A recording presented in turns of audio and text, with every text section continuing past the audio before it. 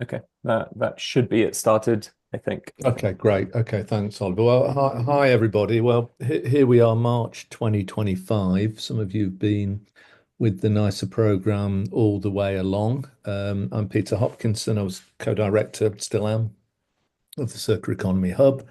We've got some great speakers today to do what a little bit reflective, evaluative piece on what we did on in relation to policy and the circular economy through the NICER program, through the policy cluster mechanism primarily, but more broadly than that.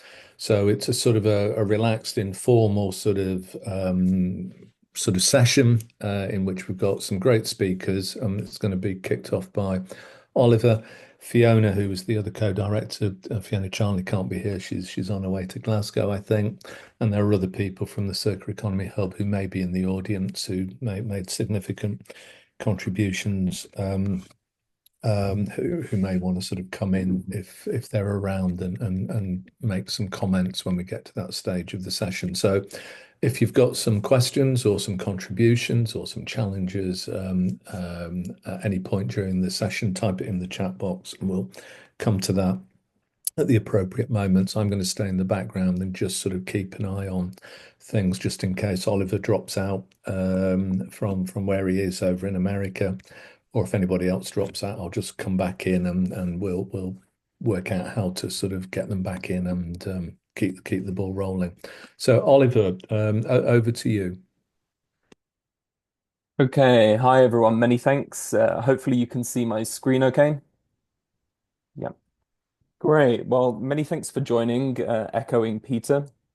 And in terms of the agenda today, uh, over the next hour and a half, hour and a bit, we will have several presentations. So we've just had the welcome from Peter.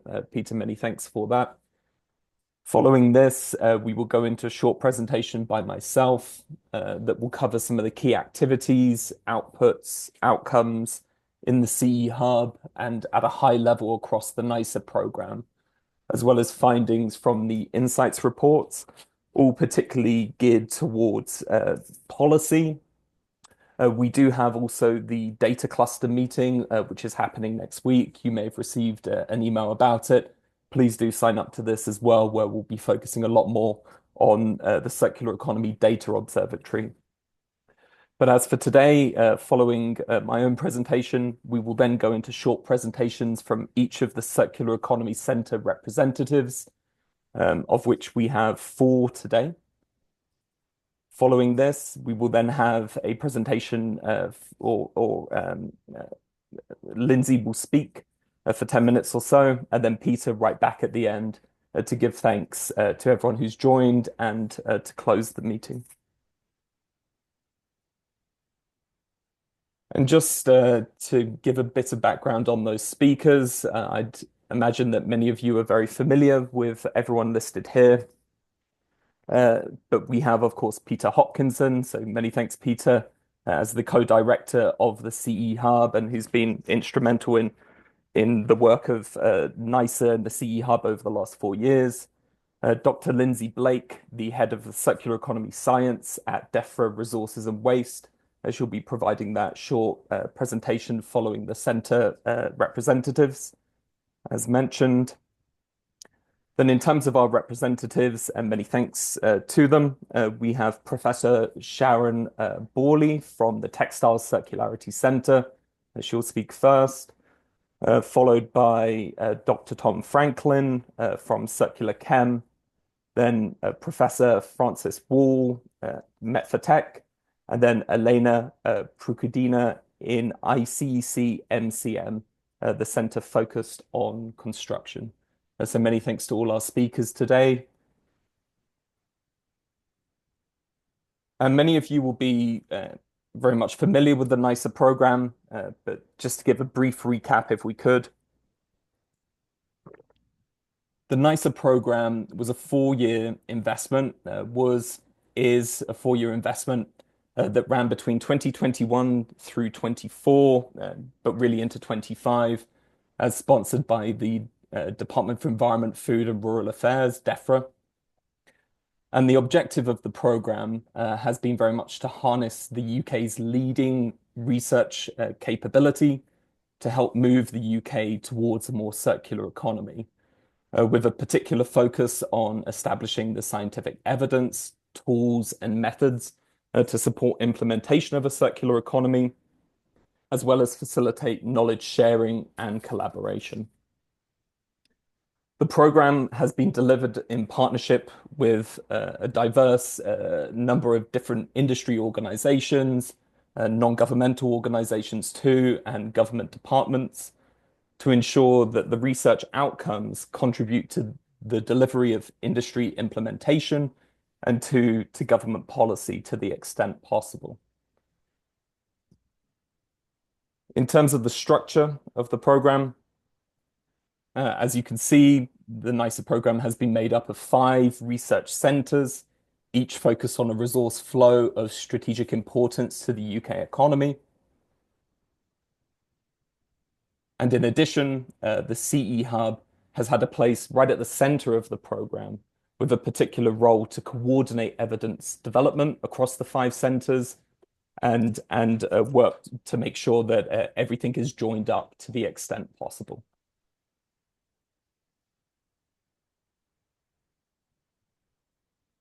So just going now into some of the key activities, outputs, and outcomes, particularly for the CE Hub, but in some cases also cross NICER, given the nature of the hub as well.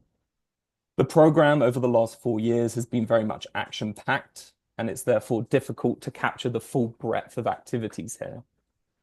But what we do give in these few bullet points, and I've restricted myself to 5 on each of these, is an overview of some of the key activities and outputs that have been generated across the program and that have been designed to support policy making on the circular economy in the UK. Now, for everything which is presented here, you can find further information on the CE Hub website, so please do have a look at this. And we've really documented all the outputs in great detail there. And just going through the list of some of those key activities, from the CE Hub's perspective, there's been an important role in inputting to government consultations over the last 4 years. In addition, Peter Hopkinson most recently took on a role in the Circular Economy Task Force, which is the independent expert advisory group established last year to support the government in creating a circular economy strategy for England. In addition, whilst this is the final policy cluster meeting, we've had, I believe it is 11, potentially 12 previous to this. And these meetings have been an opportunity to present on work across the program and build connections between stakeholders. The final data cluster, as mentioned, will be held next week on the 19th. And please do join that if you're interested to find out more about the Circular Economy Data Observatory, which we'll go into a little more detail on today, but really focus on during that session. In addition, key events have been the showcase, the annual showcase event. Most recently, the one ran last year was attended by over 250 delegates and was a great opportunity to reflect on the numerous case studies, tools, innovations, and collaborations over the last 4 years, as well as to highlight some of those ongoing opportunities for the circular economy and legacy of the program. And it was hailed very much as the start of the journey during that event. In addition, and you can find these on the CE Hub YouTube channel, there's been a whole series of webinars, including on topics such as the just transition to the circular economy, measuring the circular economy, data AI and the CE, and many, many more. So please do take a look at that YouTube channel when you can.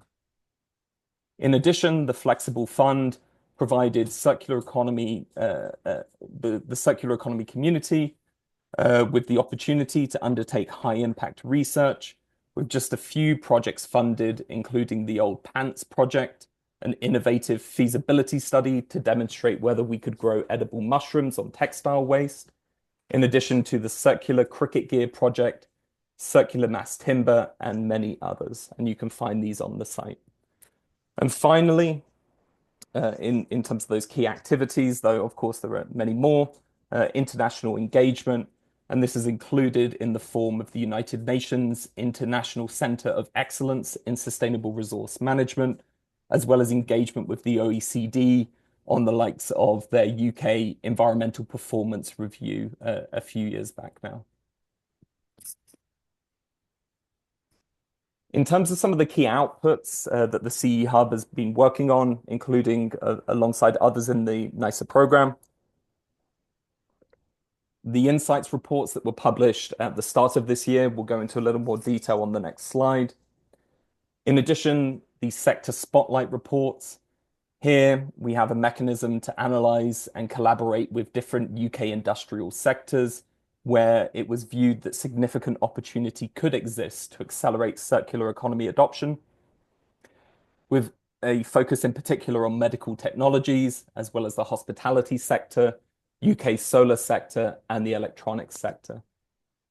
In addition, and we will talk some more about this, a variety of dashboards and decision support tools. So in particular, the Circular Economy Roadmap dashboard, which was an interactive dashboard presenting over 700 different roadmaps and policy documents.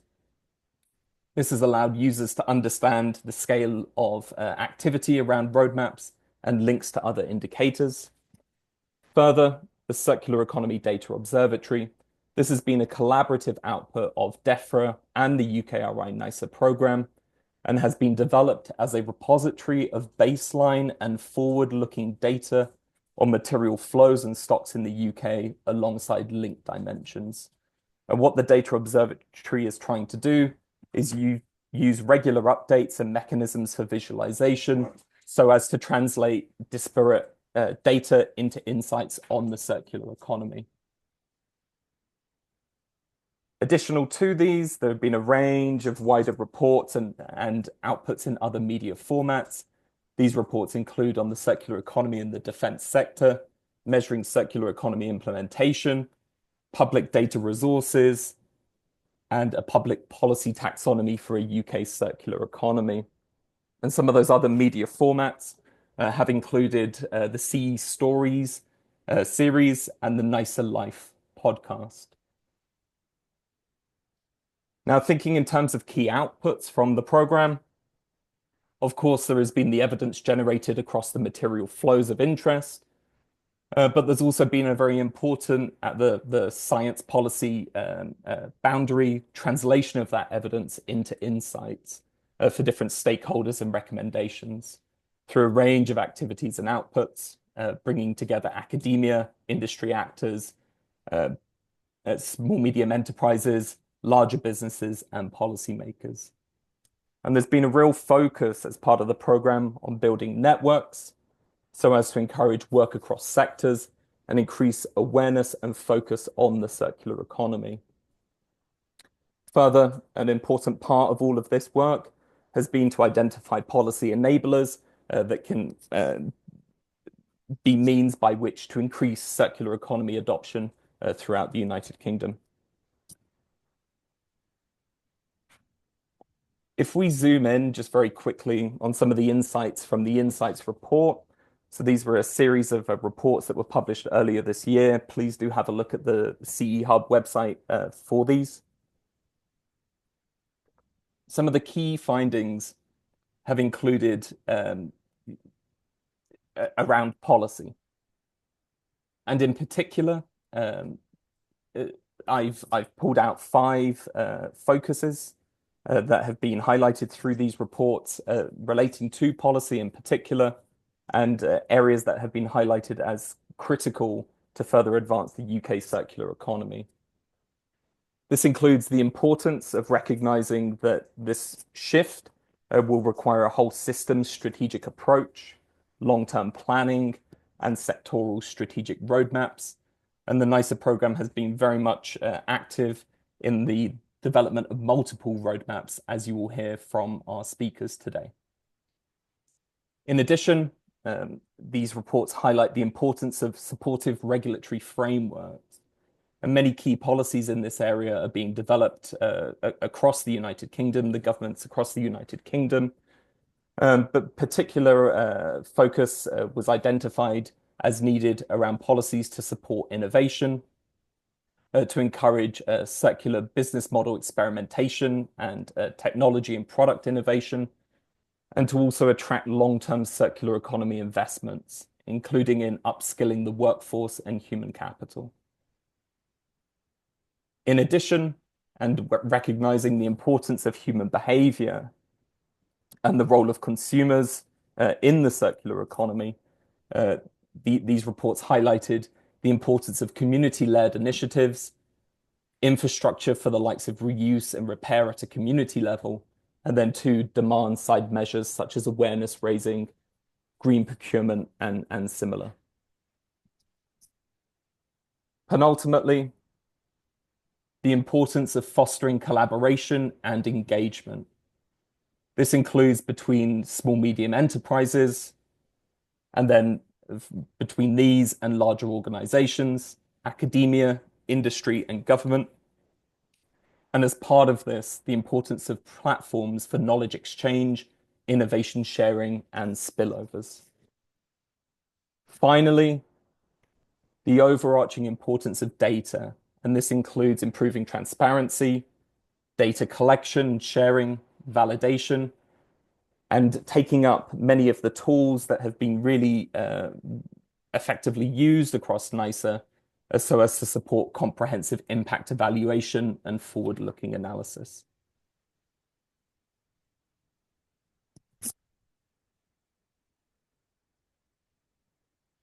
Okay, many thanks. Those are all my slides, and we will now turn to Sharon. Sharon, I'm going to stop my screen, so please do begin to present from your side.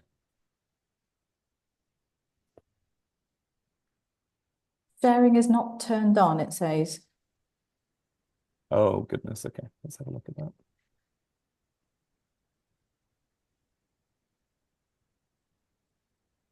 Please go ahead.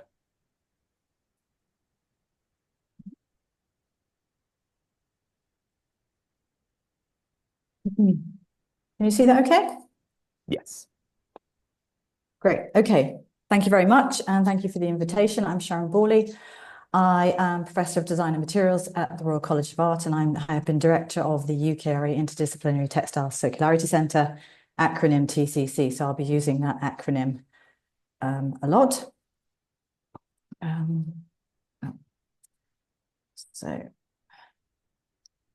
So just a little bit about TCC. Our research, so it's led by the Royal College of Art. We're a highly interdisciplinary consortium involving universities of Cambridge, Cranfield, Leeds, Manchester, UCL, and York. And our research has been focused on supporting high reuse and less consumption in apparel textiles by innovating high-value circular bio-based textiles that have reduced environmental impacts, and positioning these materials in circular experiences that slow down consumption by satiating human well-being needs. And these are put into a relationship by the design of a supply chain that brings together these strategies in a localized way to collective behaviors. So in terms of starting off with our kind of national policy impacts, the first one I want to start off with, which Oliver just alluded to, is the NICER Data Observatory. So we published a material flow analysis of UK clothing from which we model scenarios exploring more sustainable clothing economies. And both of these papers were used as a case example in the NICER Data Observatory, which provided early proof of concept and proof of value to both UKRI and DEFRA for the development of new ways of collecting and polling data for CE system diagnostics. So I'm going to hand over back to Oliver, who's just going to run through some functionality with the textiles apparel data.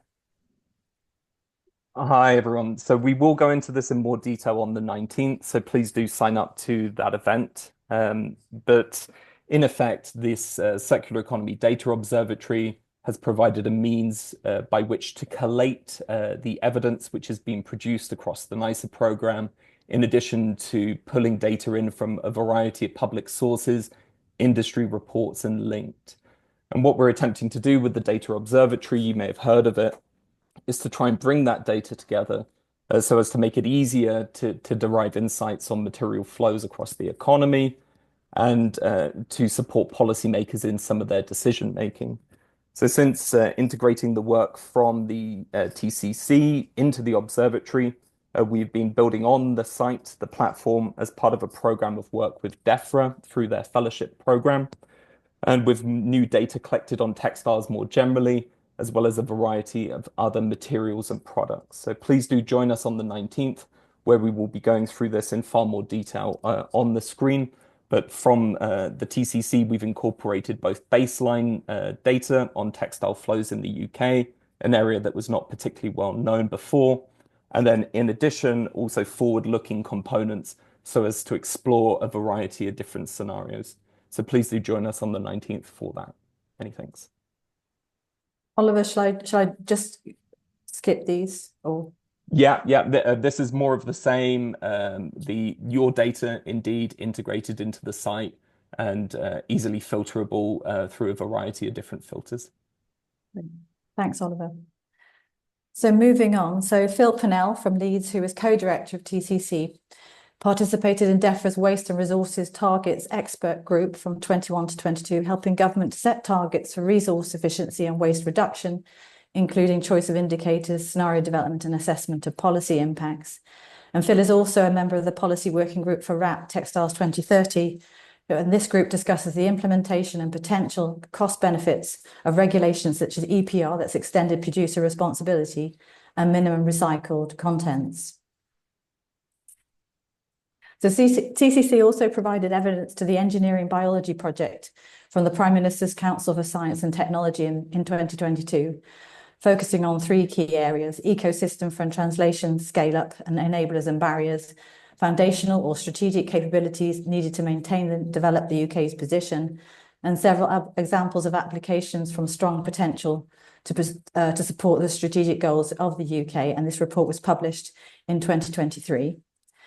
And Phil also is a member, along with Peter, a member of the Circular Economy Task Force, newly established, which is charged with producing roadmaps towards the government's aim of accelerating growth in green prosperity through a circular economy. Sorry.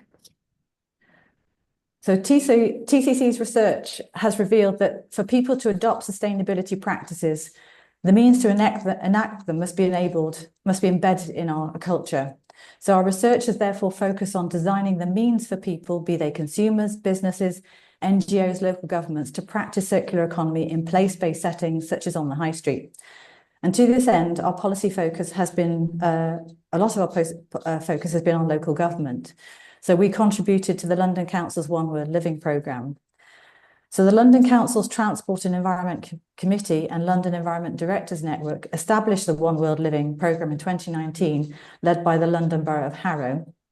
And it includes a workstream of textiles with the goal of significantly reducing consumption-based emissions for textiles across London by 2/3 by 2030. And through this programme, West London Waste Authority and the London boroughs of Richmond and Wandsworth developed and implemented a London Borough Textiles Action Plan, which advocates for a more sustainable textile system. And it aims to do this by promoting a range of circular actions from repair and resale, ensuring products can be recycled at the end of their life, and raise awareness amongst consumers to reduce consumption. So TCC was a member of the Textiles Steering Group. And building on this, the London has just launched its Textiles Action Plan, which builds on the evidence published in the London's Fashion Footprint Report and corresponding commitment. The action plan is being developed by the Greater London Authority, London Council's One World Living programme, London, and the Ellen MacArthur Foundation. And the plan will outline a programme of prioritised activities that will enable the city to achieve the three pillars of its 2030 vision. So TCC fed into the London's Fashion Footprint Report, and I am a member of the London Textiles Action Plan. And in line with TCC's research focus, in 2024, we ran a project called Exploring the Implementation of Regenerative Fashion in Wandsworth. funded by Research England Regional Innovation Fund and in collaboration with Wandsworth Council. The aim of this project was to explore how a hyper-localised circular economy can be achieved in Wandsworth through collaboration amongst all local stakeholders in reuse, repair, remanufacture and recycling of clothing in a social production network, and explore key drivers and barriers to its adoption. The TC's concept of the social production network depicts a network of diverse, interdependent human entities that generate circular economy outcomes surpassing the capacity of any single actor within the system. And within this framework, various actors, including people, technologies, products, and tools, interact with one another to facilitate a circular flow of resources, establish system conditions conducive to this flow, and generate value for both individual actors and the broader community network. And for a social production network to thrive, there are a number of different stakeholders needed to enact their roles, which we distinguish as doers, that is, system actors who enact their roles, typically involving direct interaction with resources circulating in the economy, and enablers, system actors who develop system conditions that enable doers in enabling their roles. We map the status of doers and enablers in Wandsworth Borough, and we hosted workshops in the TCC stakeholder engagement platform, the Regenerative Fashion Hub, at the RCA's Battersea campus, where the social production network was presented to stakeholders and used as a backdrop for knowledge exchange. And we sought to understand how cooperation can create value for those involved, encourage wider adoption of this model, and better understand the barriers and drivers to its implementation. And we hosted 4 half-day workshops with 19 participants and 8 semi-structured interviews. And our stakeholders included designers, textile producers, retailers, charity shops, recyclers, community groups, residents, and community representatives. And for these workshops, we developed 3 distinct scenarios which were crafted to envision the establishment of a social production network for regenerative fashion. So these scenarios aim to explore various hypotheses and assumptions regarding the necessary enabling conditions and potential value for stakeholders.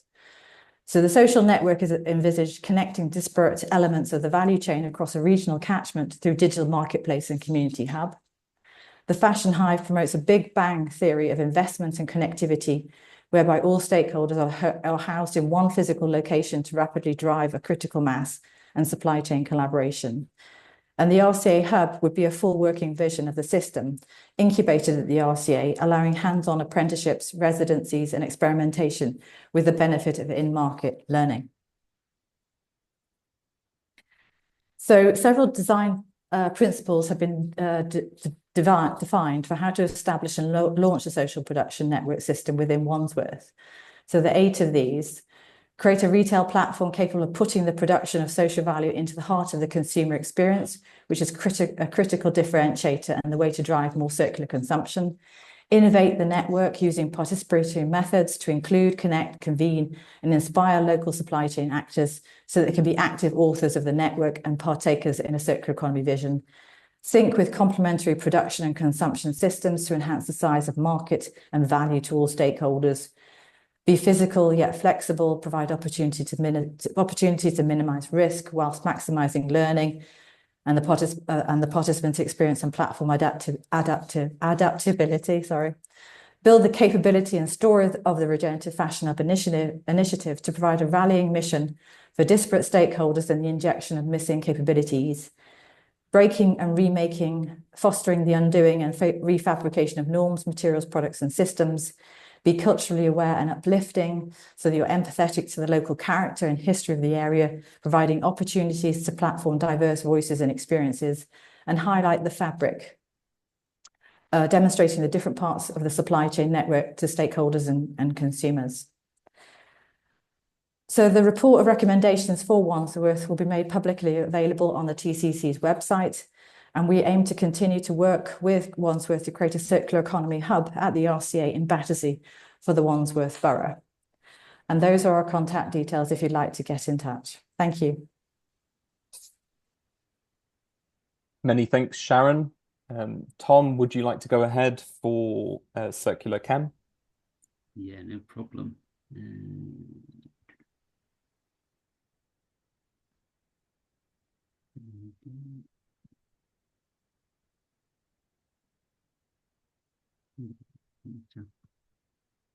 Great, there we go.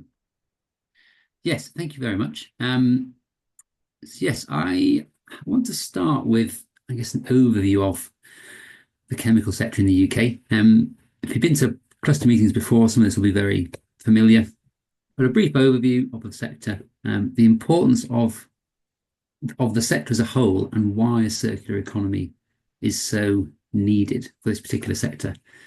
And then I'll cover some of our outputs over the years and focus on our most recent significant project, which is a policy white paper. So the chemical industry in the UK is huge, adds a lot of value to the economy. Economically, you can see it, 75 billion pounds, 61 billion pounds in exports. So it makes a huge economic contribution. Supports a lot of businesses, small, medium, and large, and as a consequence, hundreds of thousands of direct and indirect jobs, adding a lot of value to the economy, but also societally. A lot of the products from this industry we use every day are very, very important, and we'll touch on a few of them shortly. So it's very big, it's very important, but business as usual cannot continue. Because it's so large, it consumes huge amounts of primary petrochemical resources and energy as a consequence. It emits a lot of carbon. And at the most recent carbon budget published last month, it is the industrial subsector with the largest carbon emissions. I think iron and steel sector follows very, very closely behind. So a lot of carbon emissions, also a lot of waste, given the nature of the sector. A lot of this hazardous waste, some of it can go to landfill, a lot of it has to be incinerated, which obviously further contributes to these carbon emissions. And globally, demand over the next 10 years is predicted to double, at least double. And the contribution of the UK chemical sector will be quite significant in meeting that demand. So something needs to change. So we, as a centre, have been focusing largely on one quite small, fairly seems quite simple molecule called ethylene. In its kind of most well-known form is probably polyethylene. So plastic packaging. It is the primary plastic of plastic milk bottles, shampoo bottles, that kind of thing, plastic containers. But also lots and lots of other products and product categories. This is by no means an exhaustive list. Plastics being the probably most obvious one, but textiles as well plays a key role in agriculture, transport as well. Personal care we've mentioned, not just the plastic containers that your shampoo comes in, but key components, the active ingredients of that shampoo. And it's a very useful molecule in reacting further. So we regard it as a platform chemical. You can use it to make further products. So it's a very, very complex ecosystem. Ethylene itself, globally, there's roughly 180 million tons produced every year, and that is ever increasing. So it's very, very important. By tackling this one molecule, we can account for roughly 70% of the chemical sector as a whole. Such an important molecule, very pervasive throughout the whole chemical ecosystem. So by targeting this one molecule, we're making a really big dent into shifting towards a circular economy. So the key theme throughout all of our work has been carbon. So a lot of the chemistries and the products that we use are carbon-based. We live effectively in a carbon-based society. And a lot of that carbon currently comes from fossil fuels. So for context, if you take a typical barrel of oil, about 95% of that will be burnt as fuel in various formats. The other roughly 5% will be used by the chemical industry and other industries to make stuff, all of the stuff that we know and use every day in society. So as the demand for fossil fuels winds down as we start to phase them out, which is a very welcome development, then the business case for extracting them for the chemical industry rapidly diminishes. To continue doing so would see huge price increases in the cost of those feedstocks, which would then be passed on to consumers. So the question is, where are we going to get our carbon to come from? And I think at this point, it's important to say that we cannot decarbonize the chemical sector. It is a carbon-based industry. To decarbonize it would be to effectively wipe it out. We can decarbonize the energy it uses, the transport infrastructure. So bits of it can be decarbonized. But to use that term as a kind of a blanket term, we need to differentiate between decarbonizing and defossilizing. So we need alternative non-fossil carbon sources. And so we've been focusing largely on three, so biomass, recycled materials, predominantly plastics, and also captured carbon from flue gases and from the atmosphere. And the amount of investment that is needed to scale those processes up is very closely related to the amount that each process can and will supply. No process alone will meet our current needs, let alone our growing needs. So there's a lot of very complex interplay between all these different feedstocks and which one will be the most suitable for different applications. So we've been very busy over the past few years. The next two slides are some of our more significant outputs. It doesn't capture the ad hoc conversations and emails and communications that go on. But we've been working very closely with government and civil service and been responding quite regularly to various consultations, committee inquiries, and also government research studies, as you can see here. We've contributed evidence to a couple of post notes, so one on plastic waste, one on green steel and how the steel industry and the chemical industry can cooperate in greening those processes up. This report here, I will talk about in a few slides' time, so I won't say any more at the minute. But a couple of policy-focused academic papers have also followed as a result of our work. Going further, we've tried to encompass a lot of different formats. A lot of the work we've done has been in form of written evidence for consultations and inquiries. We've also written various online articles, blogs, video series, podcasts, really trying to get the full spectrum of media. Some oral evidence to committee inquiries as well, and also a series of policy events and webinars, both in person and hybrid. Again, really just trying to cover as many different formats as we possibly can. And these two reports that I've highlighted here are, again, two of our most significant ones that we've contributed to. As I said, it's by no means an exhaustive list. There's probably a lot on here that I haven't captured. But hopefully you see that we have been very busy, really trying to engage frequently and really just highlight the importance of the chemical sector as a whole to government.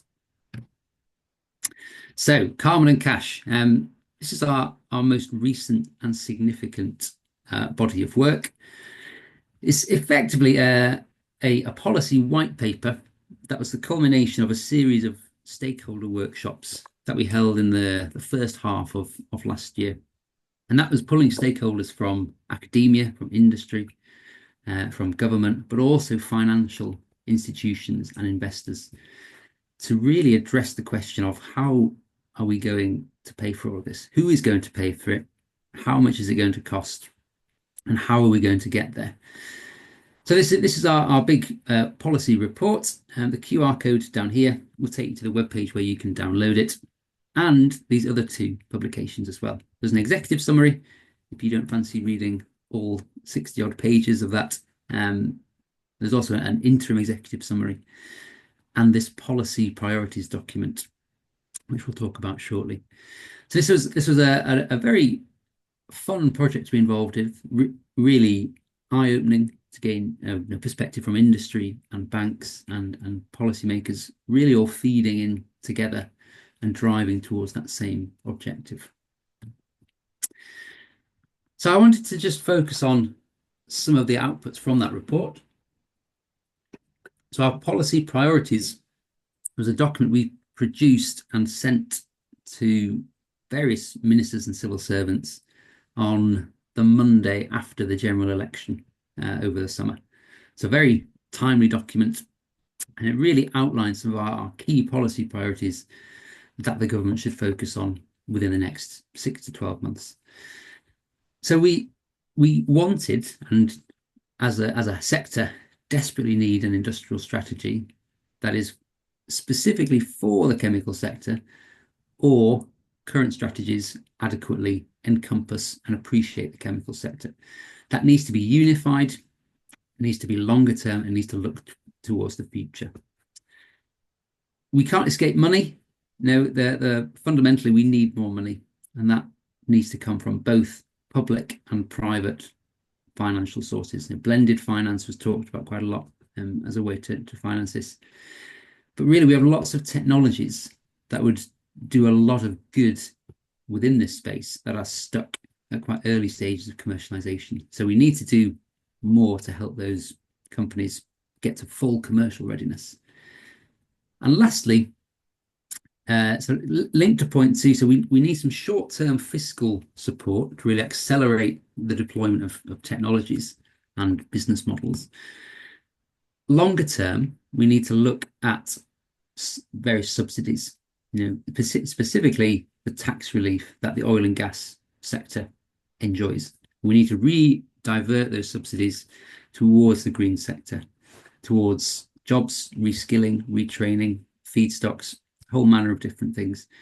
Because fundamentally, while fossil feedstocks are so heavily subsidized, the switch to alternative feedstocks is not going to happen. There's no business case. It's a real struggle for industry. Many of them are willing and wanting to change to alternatives, but financially it just doesn't make sense whilst fossil fuels, fossil resources are so heavily subsidized. And so underpinning that are just 5 of the policy enablers from this policy white paper. There's a lot more detail, not just on our key findings, but key recommendations, different policy asks and mechanisms. So I would encourage you to read that report. The QR code's down at the bottom here. But these 5, I think, really capture quite a broad stroke of what was talked about in the report. So we have 2 regulatory quick wins, both focusing on carbon. And fundamentally, we need to see the value in waste products. Once we designate something as waste, it's very, very difficult to then use that as a material, as a feedstock to recycle that. So thinking of carbon dioxide and plastic waste primarily, but also biomass we could include there. So we need to see the value in waste. There is value in waste. It's just when we decide we're finished with it for a particular use, we dispose of it. So we need to see value, and we need to see the value in renewable and alternative carbon sources over virgin fossil carbon, so extracting new carbon from fossil fuels. So the carbon border adjustment mechanism and carbon offsetting as 2 regulatory tools mentioned there, but we need to start seeing the value of reusing and recycling our waste carbon. Linked to that, point 3 is creating an economy that's focused on renewable carbon. And to do that, we're calling for something along the lines of a strategic advisory unit, very closely linked to industry, that has got substantial funding to really support those early stage technologies, help to scale them up to commercialization and drive them towards a renewable carbon economy.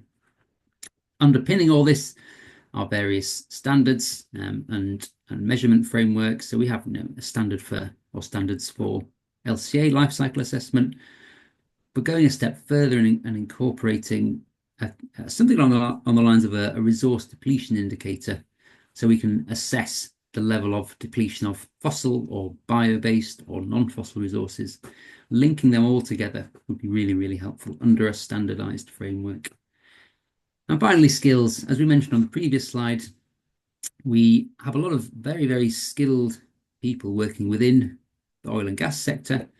And by diverting those incentives, those subsidies, doing that in a phased manner will allow time for reskilling, retraining, and keeping those skills within very, very important sectors for the UK and the world. So what does a circular chemical economy look like? This is an extremely simplified diagram. The chemical sector is hugely complex, but we see something like this as a vision for a circular chemical economy. So we have here our making and using phases. We're collecting those resources, all operations that are currently done, reusing as much as possible, and our waste management, possibly the most important step in this new circular economy.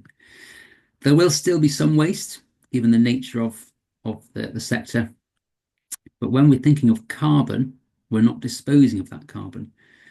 We are reusing it, recycling it. That's captured carbon, which can be done along this whole process. We're recycling our materials. We're obtaining biomass to generate some biofeedstocks. And all of this is feeding back into this first production step. Looking at the whole system and how that whole system is integrated, how each different technology and subsector within this sector is operating effectively. I haven't really talked much about energy, but energy is obviously a very, very important part of the sector. It's very energy intensive. We need to switch to renewables. We can decarbonize our energy and defossilize our carbon sources, and all underpinned by policies that support that circular chemical economy. And I shall finish there. Thank you. Fantastic. Thank you, Tom, so much. Can we now have Francis? Yes. Hello, Oliver. I think I've popped up. Let's see if I can find my screen to share it. Cool. That doesn't look very promising. Yes, working. Can you see it, or is it all right? Yes, we can see. Oh, brilliant. Okay. Yes, I just had a big Zoom thing come up, but it's all right. That was just right. Okay. Right. Good afternoon, everybody. So now we're coming on to Metfortech. Is the next in the line, and my name's Frances Wall, and I'm the principal investigator on the Metfortech, which is the Interdisciplinary Circular Economy Centre for Technology Metals. And as you can see, we've obviously had a big team on the centre, and we've given a name check here to some of the people who've been most involved with our policy activities. And I'll give a name check to Carol, who's always our person on slides, and she's prepared the slides for this afternoon. So let me just introduce Metfortech. So our website is indeed metfortech.org. So if there's anything interesting, do head off there and have a look. And so our stocks and flows are technology metals. That's what we're up to. And what's a technology metal then? Well, these are the really specialist materials that we need in everything, basically, but certainly in all our digital tech and a lot of the energy transition technology. And they're providing the specialist properties that make things work. And so they're absolutely essential, but they're not necessarily very high value, and they're not necessarily at all, in fact, normally not. They're in high quantities in any components and products that we use. So they sit there, they're really hard to recycle, often not worthwhile. So they have a lot of challenges for all kinds of circular economy practices. Who knows, they're even in gadgets like phones and things. So that gives you a challenge to think of some of the things that Sharon just said about creating, an environment where people value their products and things, and who even knows that these things are in there. So they have some particular characteristics. And we now have 34 of them in the UK that have the characteristic of being critical raw materials. And this means that they're important for the reasons I just said in manufacturing, but they're also vulnerable to supply disruption, often because countries, or even 1 or 2 mines in some cases might dominate supply. And that the 34 list leads to a critical minerals agenda in the UK and in fact worldwide, and you will have seen some of that on the TV recently as well. And so this centre sits directly in that critical raw materials or critical minerals agenda too. Right, so what is this centre then? So we have been showing this slide now for 4 years, and so we have a multidisciplinary and a multi-university and organisation consortium, and you see our logos on the left-hand side. So it's those universities there and the British Geological Survey as well, are the partners, and then we go across the geology, engineering, chemistry, space and material science, I must say, on the technical side, and then into social sciences and law, and of course, life cycle assessment and business. And they were all interwoven into our 4 themes here. And the first one was all about stocks and flows. The second one is a bit of a USP, taking the centre right back to thinking about the original raw materials and going right back to the first stages of geological exploration and looking with a circular economy eye at that. And number 3 is the techie side of materials, science and chemistry, to look at better ways of manufacturing so that things are easier to recycle. And then we brought that together in thematic area 4, where we looked at policy interventions and where we're making some roadmaps. So at the top here in green, maybe this is first a policy reflection then from what we did. There's an awful lot of elements on there, maybe even there's strange ones that people even don't recognise what those element names are. And in one way or another, I guess we've tackled quite a lot of those in Met4Tech, and certainly maybe in things like theme 3, where we've worked with industry partners looking at technical interventions, and maybe not necessarily all of them on the policy side. And so I think what I'd like to say from the policy side is it's an important point of critical raw materials that it's hard to generalize, is that this is what you should do for all of the technology metals. They tend to be very kind of quirky, distinctive, individual value streams, and you need to really look at them individually in a deep dive to really understand what you should do to make new circular economies of these metals. So amongst all of this cast of very many metals, then we kind of followed the crowd into lithium and cobalt battery materials and rare earths for permanent magnets, because they are the 2 applications for which use is really ramping up really very quickly. If we want to have electric vehicles and energy storage, obviously that's the lithium ion battery materials. And if you want to have electric vehicles and big offshore wind turbines, then that really means that we need 8 times more rare earths in the world than we've got at the moment in the next 20 years or so. So looking at theme 4 again, that's what we've been doing in our road mapping, and I'm going to show in a moment an example of some of the ways that the policy interventions are coming, or policy intervention suggestions. Obviously, we're not actually making the policy, we're making the suggestions, how they're coming out of that. So we had to really focus in on just a few materials in order to do this really deep dive that comes out of our thematic area 4. Right, so just to think about what we have been doing then, and give some examples here.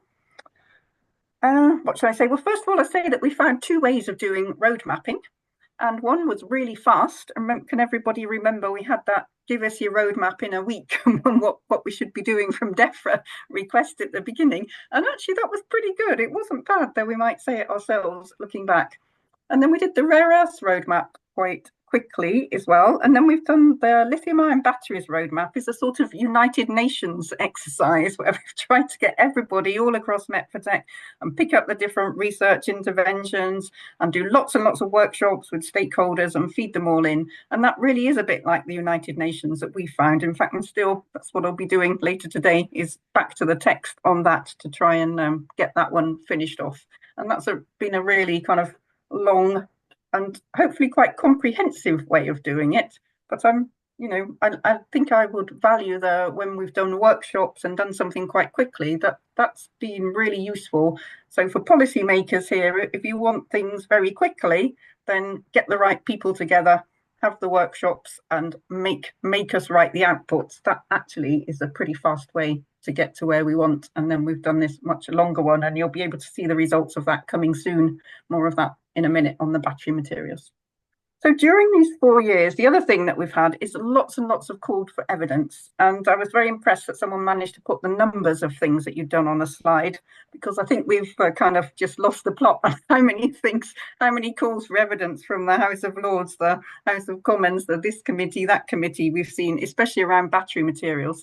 And that's certainly created in the UK very many nice insight reports with either data or suggestions for policy interventions. And yeah, that's a very crowded area. Whereas if you want something for what was on there, germanium or tin, or even platinum group metals, then of course you won't find very much. And so I hope that what we've been able to do in some of the more trendy ones actually feeds off into things that we can do, maybe by this faster process that we've learned. So using proper road mapping processes, but doing it in shorter workshops, we can extend to some of the other metals. Okay. So I guess we're feeding in then with our data. So the two ways that we feed in, one is provide data or considered reviews of particular areas. And the other, of course, is to say that we've compared different potential policy interactions. And out of these potential 2 or 3 or 4 things that we might do, we think according to the evidence that this would be most advantageous. So that's actually suggesting what policies might work best. So there's 2 ways in which we've been providing things from Met4Tech. And we've been providing them, I think, to 2 kinds of different communities. And they're at the top there. One is the circular economy community, and the other is the critical minerals strategy community. So in circular economy, we're not on the circular economy task force, but Peter Hopkinson is. So go, Peter. We've been able to do a lot of collaboration with the hub during the time of Met4Tech. So we have that. And on the critical mineral strategy, then a couple of us from Met4Tech certainly are involved on the various expert committees and in feeding in directly through to the Department of Business and Trade and DESNZ, who are working together on that strategy. And that was published during the time of Met4Tech, and we certainly fed into that. It had a refresh. And then there's a new strategy being done by the new government now. And so our results are very timely to feed into that as well. So we're very much involved in that. Right, so what else shall I pick off of here? So now I'm going to just pick some examples from these rectangles, and I'll go to the recycling toolbox. So that's an example where the academic papers have been changed into something that's really quick and easy to see to help policymakers have a look at the kind of different technologies that could be used. And I'll come to then the much longer version of the roadmap that I already mentioned. And that's got to be finished because we're launching it on the 31st of March. So if you watch this space, if the battery materials and rare earth magnet materials roadmaps are of interest, please join us for that. Okay. And then we've got various other projects listed on the right here that are carrying on after Met4Tech. And so we'll be taking the learnings from our policy interventions into those as well.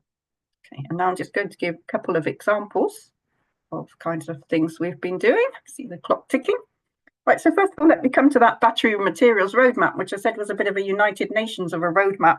And what we've done, rather than have like a 150-page report, I'm very impressed with the chemicals one, is to try and put it on an interactive folion. So you can experiment with that and see if it's going to work. So there are 150 pages sitting back behind it, I think, but you kind of click around and navigate yourself around an interactive online document. It'd be very interesting to see how accessible people find that.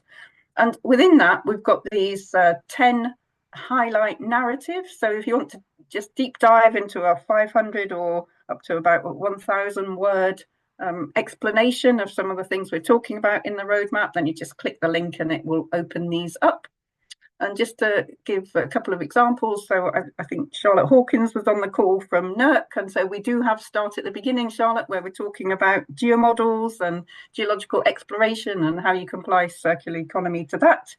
and how we should be joining up much better. So this is a policy thing for future research, how we should be joining up much better between exploration geologists and materials scientists, and it'd be nice to design some innovation for that. And then you can read about the power of EPR, or what resource as a service is, if you're not so familiar with that, by diving in. And a couple of examples of the kind of suggestions that are coming out. We're suggesting that the UK need not rush off and create targets for the amount of material that's recycled in batteries, because the cars that we make are mostly exported over to the European Union and will all be following the European Union anyway. So that's actually less of a priority. Whereas actually putting clever diagnostics and matchmaking on the front of batteries before those materials go to recycling can actually send them to second life, or choose what should be recycled in a much cleverer and better way. And we'd go for that and product passports as the priority. So there's some examples of the kind of things that are coming out from here. Okay, let's click on this. And then just to jump back to the real providing data, which policymakers can go and use whenever they like, and to read about wind turbines and what's in a battery and things, then we have the UK Technology Metals Observatory. This is run by the British Geological Survey. So it's able to interface very closely with the Critical Minerals Intelligence Centre, which is funded by the Department of Business and Trade to be an observatory for critical minerals in the UK. So we've been able to link, and we've been able to feed in from Metfatec and NICER into some foresight studies that CIVIC have done recently that will again directly influence the policy and the critical minerals strategy that's being made now. And then let me just finish off. I think Oliver mentioned this already, which is how we've gone from a real local policy interaction to actually being on an international stage and talking to potential policymakers at an international level. And that's using the United Nations Resource Management System, which during Metfatec we applied in Cornwall, so right in the far southwest of the UK, and we did that in partnership with regional government. So we've looked at how you get wider sustainable development and what we should be doing in the region while we're accelerating some of the critical minerals mining and production projects there. So we were able to feed in, and we've just fed into the economic plan for the region. We do that directly there. And then through the UNRMS, we get on the airplane, sorry about that, and go to Geneva and stand up on the stage there. And then we can talk internationally about the lessons that we've learned in the UK. Circular economy interactions are some of the least done in all the sustainability principles that are in the United Nations Resource Management System. And so we've been able to join up with colleagues from the NICER programme and make ourselves this international centre of excellence, where we can really promote the kind of things that we're doing, perhaps well from our research results, or well or not so well from our real life examples in the UK, and can promote them to policymakers internationally. And I think that's where I'll stop. Thank you very much, Oliver. Fantastic. Thank you so much, Francis. Elena, please, would you go ahead and share from your screen? You have until around 19 minutes, 20 minutes past.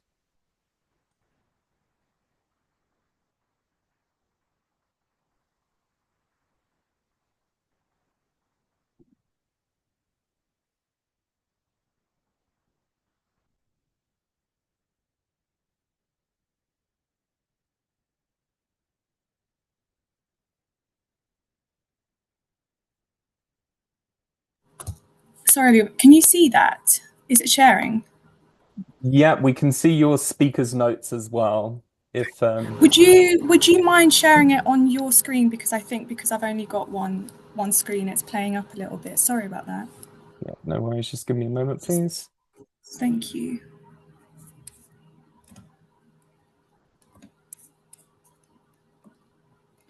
Okay.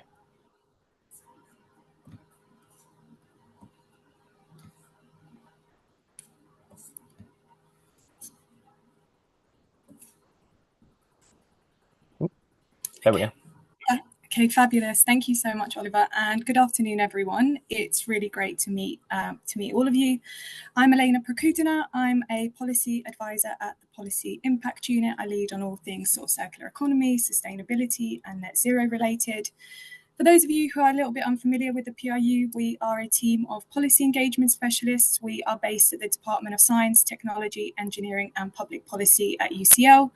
And we work with engineering researchers across the Faculty of Engineering Sciences to develop bespoke policy engagement strategies and ensure that all the wonderful research that's being sort of produced at UCL is able to inform and shape policy. I've got about 10 minutes, so I'm going to give a very sort of quick overview of the ISEC MCM. Given that this is only 10 minutes, it wasn't an easy feat to sort of, given the sheer scale and volume of the work that the centre has done. But really, I'm hoping that the next few slides are going to give you a sort of flavour of some of our key achievements and our progress to date. But before we dive into that, a quick note on who the the Interdisciplinary Centre for Circular Economy and Mineral-Based Construction Materials is. The ISEC MCM is a research hub. It's hosted jointly by UCL and 5 other UK universities, as well as the British Geological Society. It brings together experts from a wide range of backgrounds. We've got people from geology, engineering, accountancy, and law, and they all work together to sort of remove the barriers and develop solutions for a transition to a circular economy in the built environment. It's a really interdisciplinary team. It's supported by over 50 industry and government partners, about 25 co-investigators, and over 15 international associated researchers. As the title suggests, the centre's work focuses specifically on mineral-based construction materials. So these are things like cement, brick, plasterboard, and aggregates. In the UK, we use these materials at a rate of more than 500,000 tonnes per day. They are by far the largest resource flow, both nationally and globally. And the sort of sheer scale and volume of these materials and just how we're using them is simply not sustainable in a world with finite resource capacity. So the centre takes a really holistic approach. It looks at the environmental impacts that are produced at every stage of that material life cycle, whether that's from extraction to production to all the way through sort of demolition and disposal, and looks at how to create to sort of prevent these materials being wasted and improve resource efficiency. There are sort of 3 key challenges which I'll go through quickly that the centre addresses. The first is around material stocks, flows and impacts. So this is really about developing an understanding of material flows, stocks and impacts, understanding the materials that are already in our building stock, how they're used and how much are wasted. Challenge number 2 is around developing a technical understanding for each life cycle stage of MCMs, as well as creating new technologies that can reduce MCM's demand, enable their circularity, whilst at the same time creating economic value for both businesses and the economy. And challenge number 3 is about creating market support for the adoption of these circular materials and technologies. As you know, the technologies are already there, but what are the barriers that are preventing them from being adopted? And this is really what challenge number 3 looks at. What I think makes the centre really unique is that at its core, policy is very central, and as the PRU, we've been sort of involved from the beginning as a dedicated policy capacity. Thank you, Oliver. This is, again, just a snapshot of what we've done over the last 4 years. But in total, we've responded to 21 government consultations and calls for evidence. We've hosted 15 knowledge exchange events and workshops. We've convened 23 lunchtime webinars, published 24 research publications with an additional 18 currently under review or in preparation. And we've produced four policy briefs. If you click next slide, Oliver. And again, just sort of click through them. Additionally, on that, we've hosted over 30 PhDs and MCSs and over 15 postdoctoral projects. But I think it's not just about sort of outputs, it's about creating lasting impact. For anyone that's ever worked in policy, you must know that impact is not linear. It takes a long time to get there. And so we have a number of work streams and activity that's been able to directly support policy engagement. So I'm going to cover the first one, which is around shaping policy. And then I'll come into sort of the knowledge exchange, accessible outputs and secondments and places. placements. So one of the key achievements that I think in shaping policy and getting legislative change was Dr. Faye Lesniewska, who's the senior lecturer in sustainable transitions and environmental law, who provided oral evidence to Scotland's Net Zero Energy and Transport Committee on the Circular Economy Scotland Build, following a consultation that we submitted in 2023. And as a result, our recommendations were cited 10 times in the committee report. The bill has also now been passed, and it became an Act of Scottish Parliament on the 8th of August. We've also contributed to a post note, so that stands for Parliamentary Office for Science and Technology, and we were subsequently invited to interview to inform this post note briefing. It focused on how we can align planning policy with government's net zero ambitions. And again, our recommendations were cited 3 times in the report. And it sort of shows that actually our consultations don't just go into a black hole, but they do create impacts. You can click through onto the next one. Thank you, Oliver. In terms of knowledge exchange, we've hosted several events. We hosted a Futures Forum last year to facilitate knowledge exchange with policymakers, bringing people from across DCIT, DESNES and DLUC. The Centre has also hosted several poster showcase events to demonstrate the work that postdoctoral and PhD students are doing. And we've also contributed to a timber display at the UCL Festival of Engineering, which was a huge event that was celebrating 150 years of engineering education at UCL. You can click through to the next one. I think one of the key things that we've really tried to do over the past 4 years, though, is to ensure that the outputs that we produce are actually accessible to policy audiences. As you know, we're dealing with highly technical and complicated research. So how can we translate this into accessible formats for policymakers that are relevant and that address their needs? One of the ways that we've done that is to produce a series of policy briefs. These were informed by topics and needs of the current government. So they focus on things like biodiversity net gain, soil, landfill tax and strategic supply. They were disseminated to over 500 people. There was 490 total opens, and over 50% of people actually opened and clicked on these. So really good engagement. We've also produced a blog on planning reform and sustainability in response to the government's announcement of 1.5 million new homes.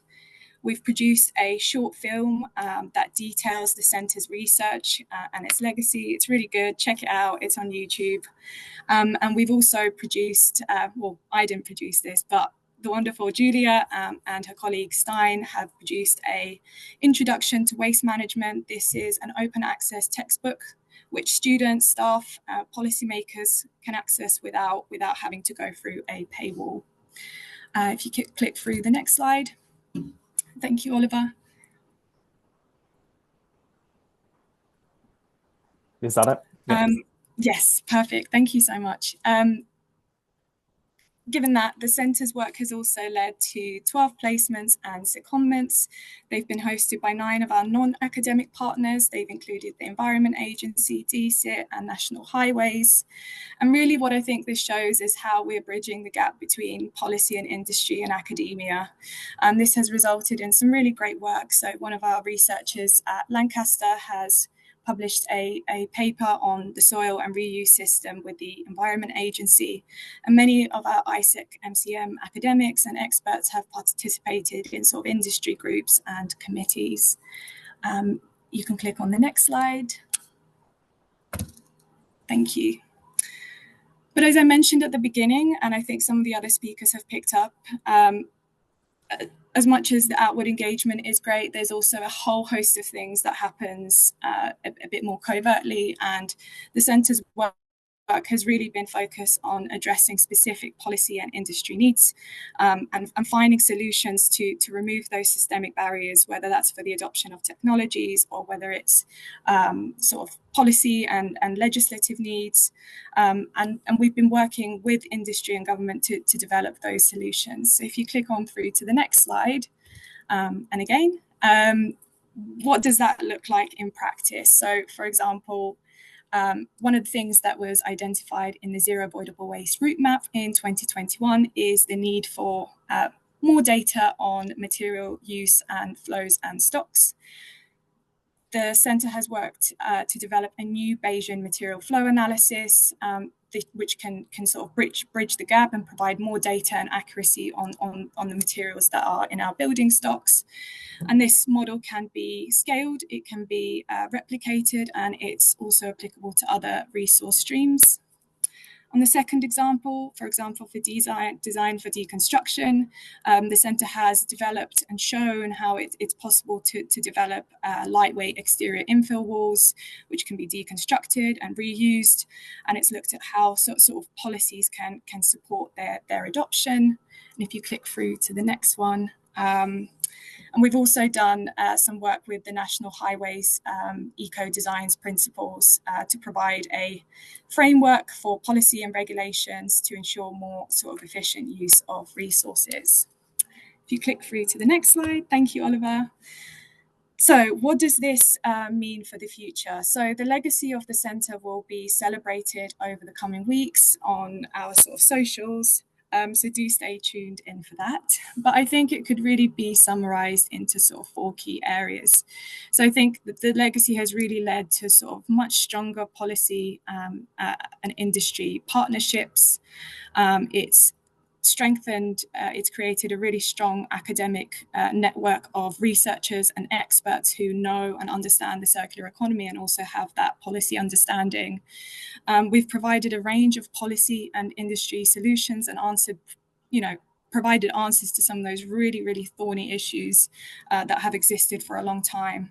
And it's really helped to sort of raise that global awareness of circular economy, both in the UK and internationally.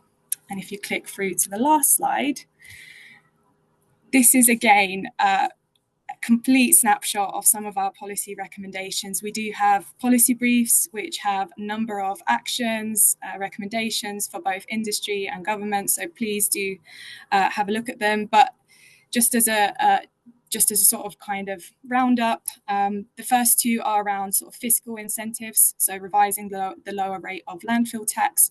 As many of you know, at just £3 per tonne, this is far from an effective deterrent for the landfilling of inert materials. But if we were to increase the rate to, say, above 100, this would sort of discourage cheap disposal and promote more sustainable practices. Again, on the fiscal incentives, removing VAT from the cost of home and building refurbishments so that we can level the playing field between new builds and refurbs, and also incentivise reuse and adaptation. The third recommendation is around nurturing and investing in secondary material markets. It's about providing assurance to industry that secondary materials are of quality, that they can be reused, and giving industry that confidence. How can this be done? Well, through things like promoting the use of material passports, QR codes, which can show product information and actually that these are safe and reusable. Mandating pre-development and pre-demolition audits. Again, this is about reducing demolition and ensuring that we are reusing buildings and materials that we already have. And incentivizing the implementation of eco-design principles so that we can create building layouts that stand the test of time, but also are sort of sustainable and environmentally friendly. So I think that's it from me. If you do have any questions, please feel free to reach out to myself or anyone else at the PIU. And thanks very much for your time. Fantastic. Thank you, Elena. Lindsay, if you'd like to go ahead, please do.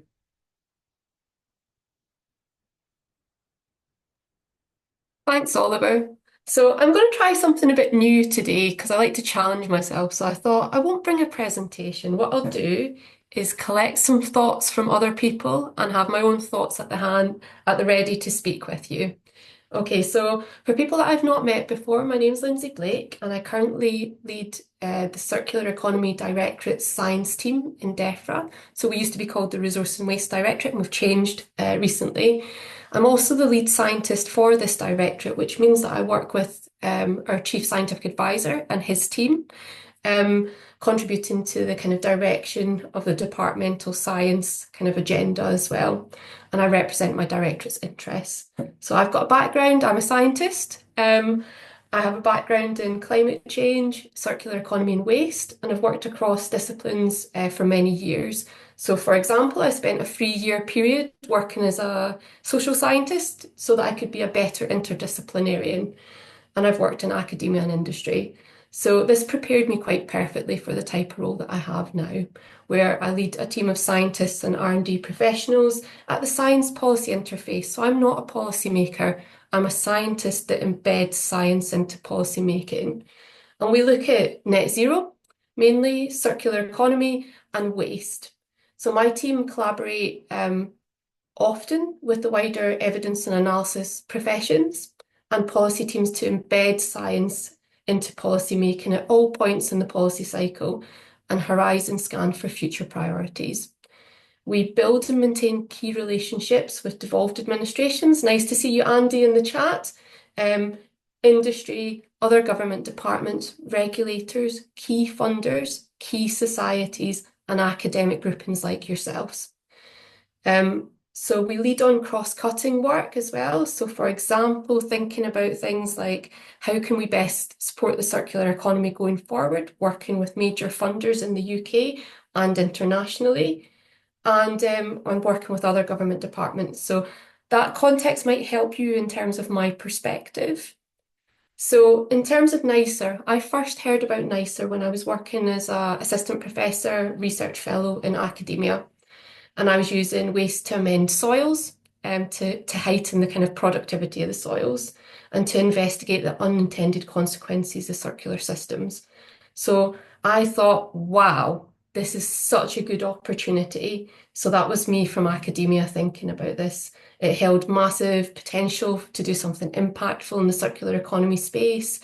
And actually, so a number of years later, when I've came back to NICER from a civil service perspective, which is in the last 2 or 3 years in different roles, I've been really interested to see how it's played out and the type of impact that it's had.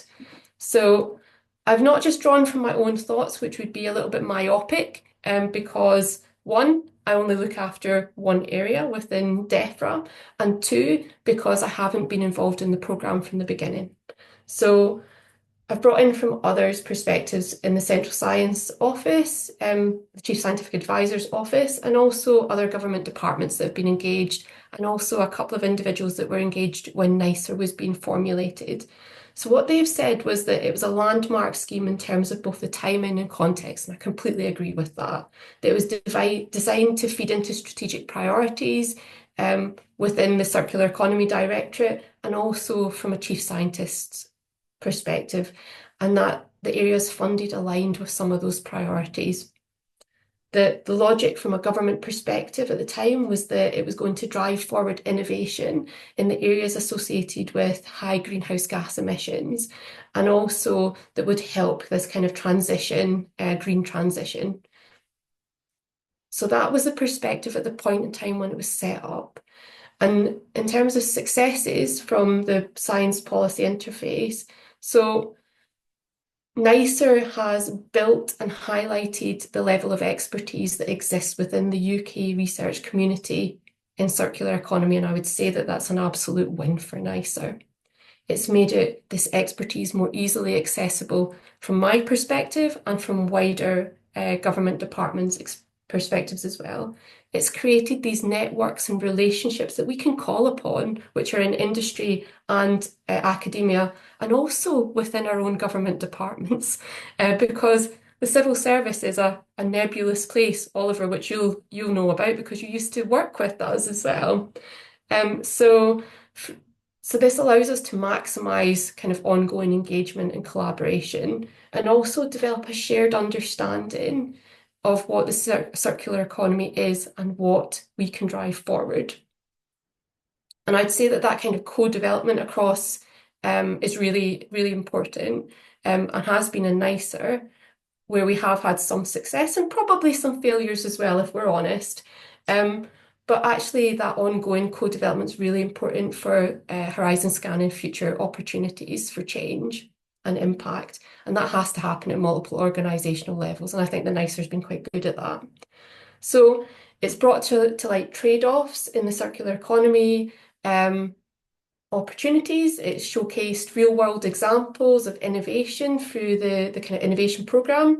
And it's also been quite positive across multiple government objectives. So a number of you actually highlighted the types of things that I was going to highlight here. So and actually, it's enabled people like me to think quite carefully about the next steps for the circular economy space, about what's needed and how best we can support this from a civil service perspective. So in terms of specifics, so I just asked a couple of people to let me know a couple of things that they thought were really good. So for example, you all highlighted, oh, Amy's here. Hi, Amy. So you all highlighted things like calls for evidence, post notes, consultations. So one of my colleagues who now works in the civil service, but actually was a member of one of the centres, said that this was something that they did a lot of. And what was really satisfying was seeing in a devolved administration document the NICER Centre being mentioned specifically in terms of having impact in this space. So I'm going to say that some of the work that you've done in responding to consultations, calls for evidence has definitely been noted, and that allows you to shape the evidence and policy that's happening within government. So something else that you do really good is kind of synthesize your perspectives in the space. For example, the roadmaps and then insights reports, they are read by civil servants like myself, and they do help develop our thinking. For example, as circular economy has came to the fore with the kind of implementation of the new government last year, personally, I've turned to the expertise that you have and integrated that into some of the thinking within the directorate, which actually is leading in the circular economy space. So that's probably nice to know.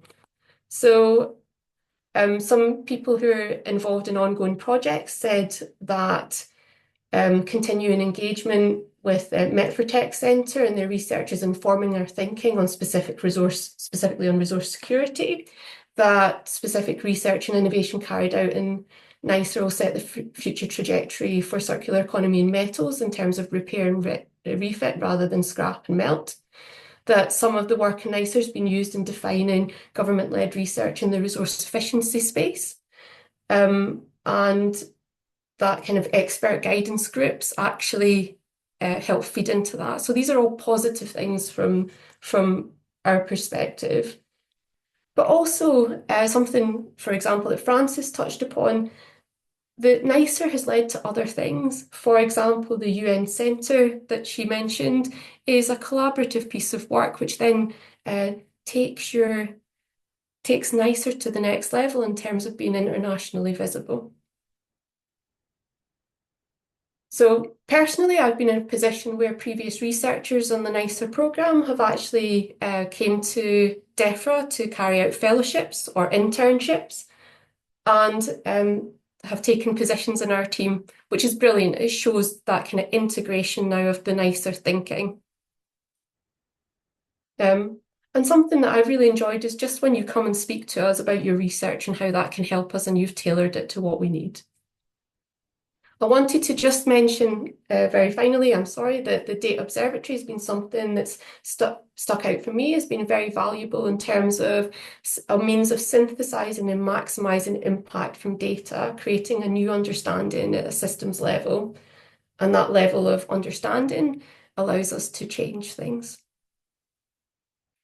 I think that's probably all there. Oliver, will that do? That will do. Thank you so much, Lindsay. That was really, really appreciated. So just Peter, if you have any few final words, just a minute or two, and then we'll call the end of the meeting, please. Yeah. I just popped it in the chat box. So thanks for those who've just been able to stay on for an extra couple of minutes. Thanks, Lindsay. Thanks to all the speakers today. There were other people who we could have invited to speak, but we just didn't have time. So great. Thanks to everybody who's been involved in the NICER programme, either as a researcher, a collaborator, a supporter. part of the wider network or people who are just coming into it recently. It's been a hugely complex 4 or 5 years, and I think what we've heard today is a really neat summary of some of the major achievements in the policy arena, and some of them were new to me. Even from the position of co-director of the CE Hub, there were several items which I hadn't heard of before. So it just shows, even when you're meant to be sort of sitting in the cockpit, new things come to the fore.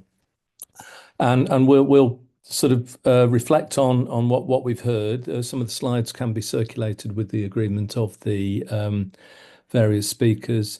Thanks, Lindsay, for capping it off and giving a sort of a reflective piece there, because I think the ultimate success of NICE is not here today, but it will be in 2, 3, 5 years' time as to which of the work that we've heard about today and has taken place in other parts of the programme continue to have that influence and impact, whether it's through a data observatory, whether it's through policy briefs, whatever it is. And of course, many of the people on this call are involved in new bids, new awards that they've achieved in the past few months or years.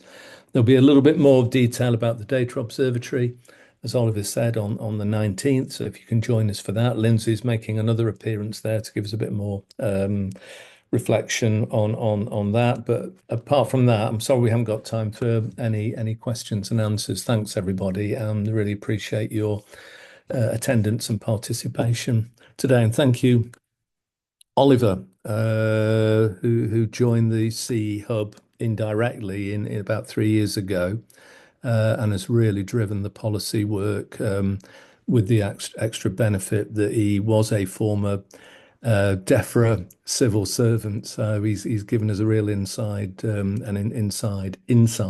around policy in relation to all our activities. So in particular for Oliver, massive round of thanks. Fantastic. Thanks so much, Peter. All right. Well, that is the end of the meeting. Thanks everyone for joining. We will circulate those slides, and we will also circulate a recording of the meeting. Again, thank you very much. The next call will be on the 19th, 12 to 1 UK time. Please do join, and we look forward to speaking with you then. Okay, that's the end of the meeting. Thanks so much all, and have a great day. Cheers. Bye-bye.